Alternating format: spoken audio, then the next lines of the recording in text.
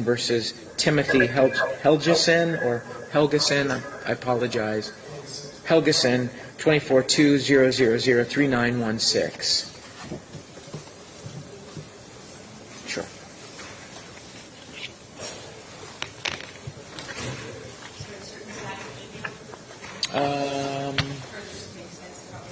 Sure.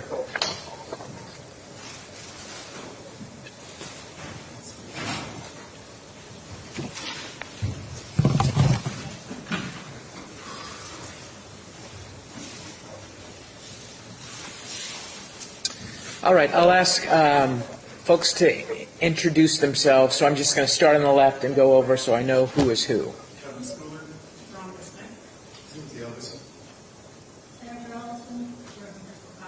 Thanks.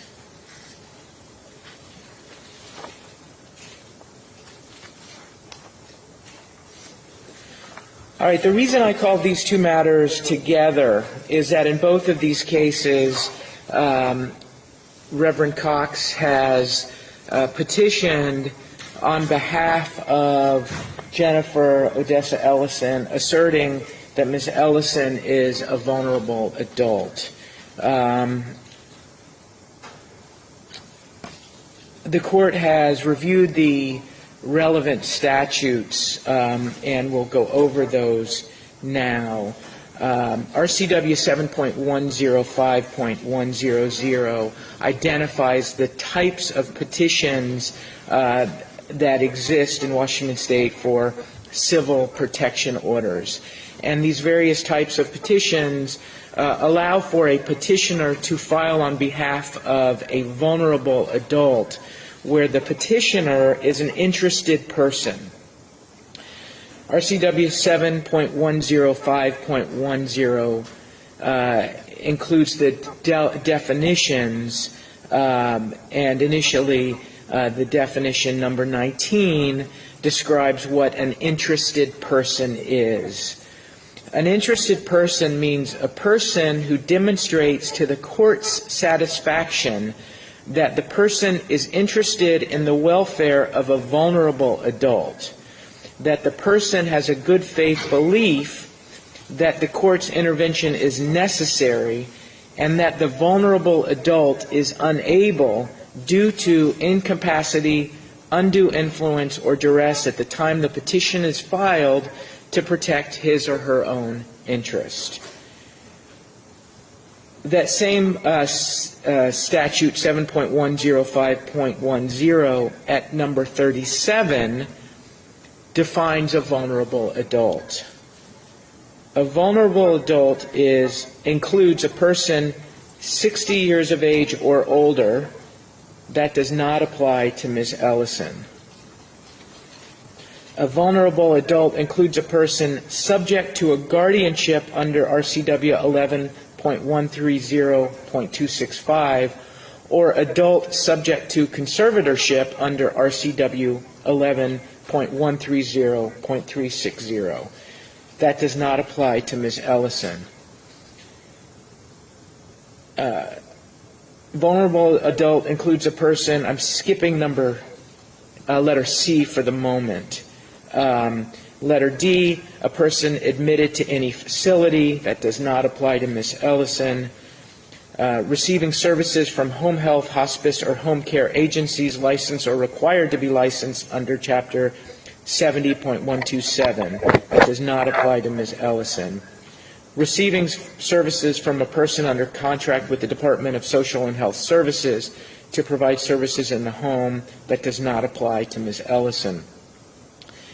Or to a person who self-directs his or her own care and receives services from a personal aide under Chapter 74.39. That does not apply to Ms. Ellison.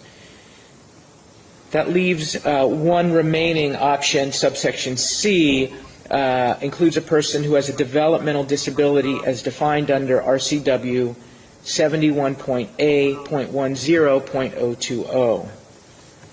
Developmental disability as defined in 71A.10.020 means a disability attributable to intellectual disability, cerebral palsy, epilepsy, autism, or another neurological or other condition of an individual found by the Secretary to be closely related to an intellectual disability or to require treatment similar to that required for individuals with intellectual disabilities, which disability originates before the individual attains age 18, which has continued or can be expected to continue indefinitely, and which constitutes a substantial limitation to the individual.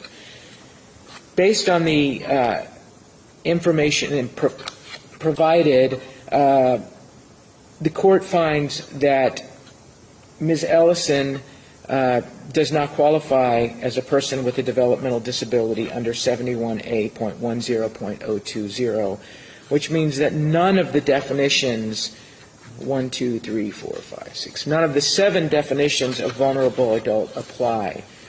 Based on that, there is no basis for Ms. Cox to be petitioning on behalf of Ms. Ellison, and the 2 matters that have been called will be denied.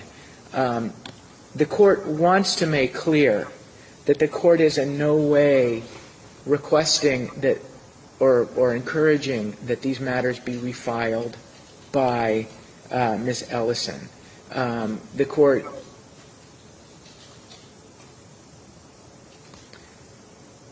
will share that even had they been filed by Ms. Ellison, there is not sufficient evidence to suggest that the orders requested, that the burden required for the orders requested has been met. I mean, the court can't stress enough that while this calendar, that's what we call, the time of that, these hearings in this courtroom that occur on Wednesday mornings at 9 o'clock. The court has real question if these matters actually belong here. The court is not encouraging refiling.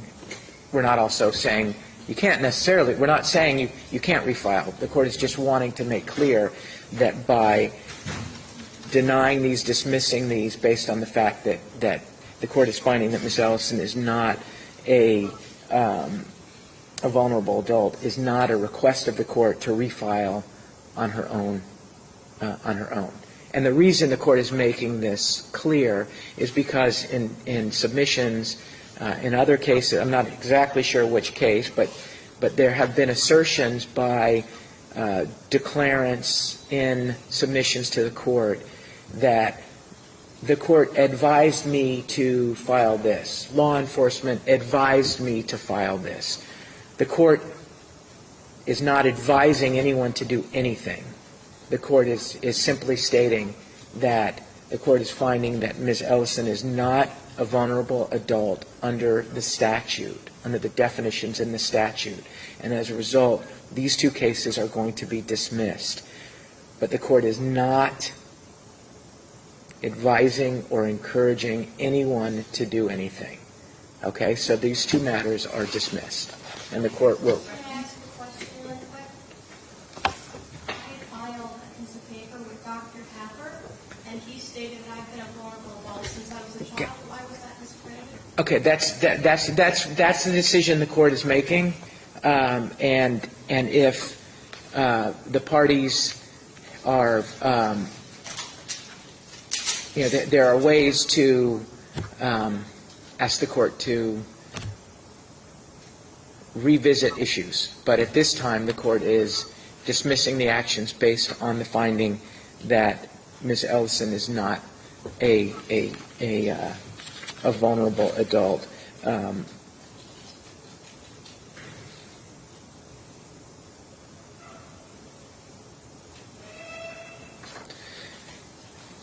Mr. Schooler? I was under the impression that there was 3 cases. Okay, you know what? That's the only one those are the only 2. I have 2 more to deal with. Okay. Yeah, that was just those 2. Those are the only 2 cases where there was a vulnerable adult petition. The next matter that the court will call is Kevin Schooler v. Jennifer Ellison, 242-0004616. Consistent with the court's ruling on the prior two cases, the court is denying this petition. Ms. Ellison was not the petitioner in the two previously identified matters. Reverend Cox was petitioning on her behalf, and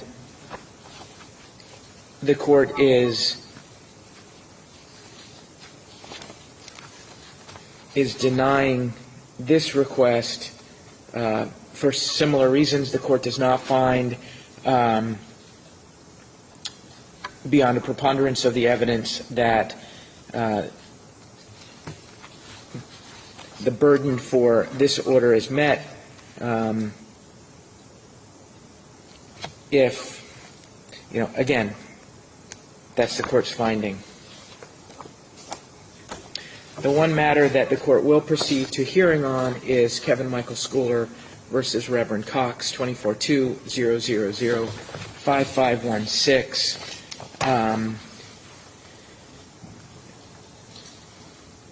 The court will share that the issues to be addressed in argument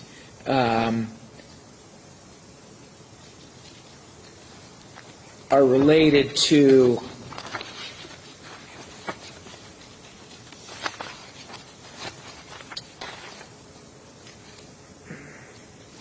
the